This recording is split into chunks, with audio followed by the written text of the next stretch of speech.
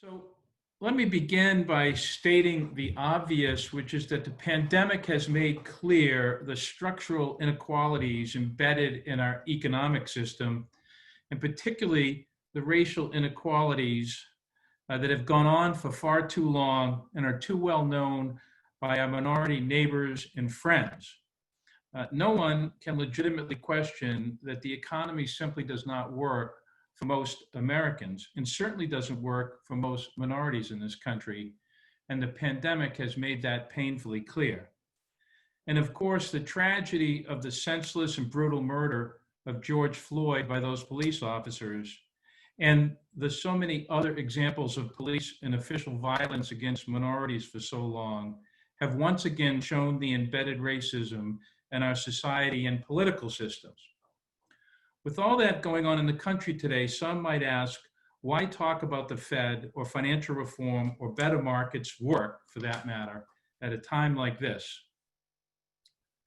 Well, it's because the financial system and the financial industry have played a large role in that, including an anti-democratic role played by insiders manipulating the laws, rules, and regulations that decide who gets the benefits and protections of the government. You know, the economy, who it works for and who it does not work for, is not predetermined.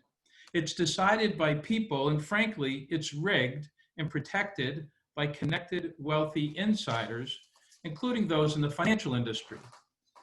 And those insiders use their actions to maximize their profits, which profoundly impact who gets the benefits of the economic and financial systems.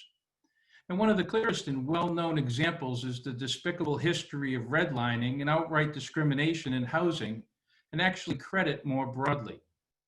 But there are far, far more examples than that. They are embedded throughout the economy and the financial system, and they are enabled by a government that is responsive to those powerful interests. And those powerful interests are often unopposed and in fact unseen in the policymaking process.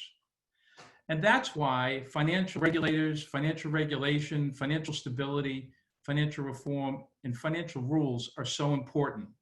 They really are but a means to achieve some of the most important social, political, and economic goals facing the country, including, importantly, a strong and stable financial system that supports the real economy, jobs, and communities, that produces sustained, durable, inclusive, and broad-based growth, that protects investors, consumers, and workers, reduces income inequality, and creates economic security, opportunity, and widespread prosperity for everyone, particularly those who have been exploited in the past and have been deprived of the American dream. And that's why it's important to work on these issues, even in these trying and challenging times. So before I talk about that in a little more detail, a number of you have asked us to start with a few comments on our history and our work.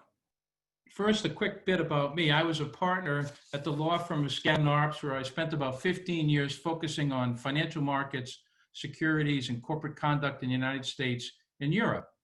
I spent almost 8 years in 3 senior staff positions after that in the United States Senate, including 5 years as leadership staff, which included the last 3 years of the George W. Bush administration and the first 2 years of the Obama administration. I left the Senate staff in 2010, and with Mike Masters, who is an Atlanta-based hedge fund manager and a visionary philanthropist, we founded Better Markets. That was 2010, 2 years after the 2008 financial crash, and just months after President Obama signed the Dodd-Frank financial reform law.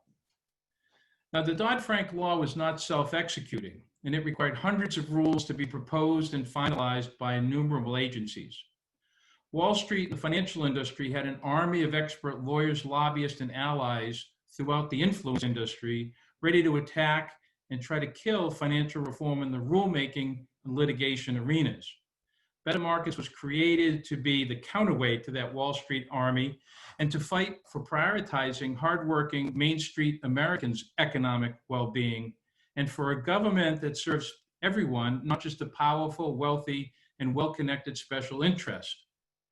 Better Markets is that counterweight because we have a uniquely experienced staff with expertise in finance, economics, banking, securities, derivatives, politics, policymaking, law, and litigation.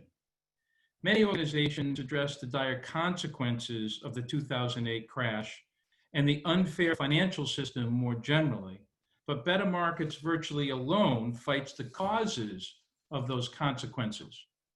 Those causes are the power, influence, and expertise of Wall Street that bends laws and rules to boost their profits to the detriment of the public interest. That often leads to bad social outcomes elsewhere, and it always causes all the priorities of the American people to be shortchanged and underfunded.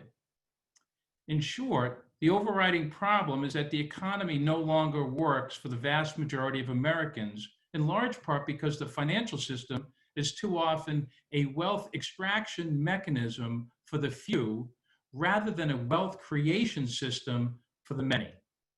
And that's because the financial sector uses its economic power to buy political power, which it then uses throughout the policymaking process to protect and increase its economic power, usually at the expense of everyone else. Finance thereby undermines and corrupts democracy by hijacking the government to serve its own ends. Better Markets was created to fight back, and that's what we've been doing for 10 years now.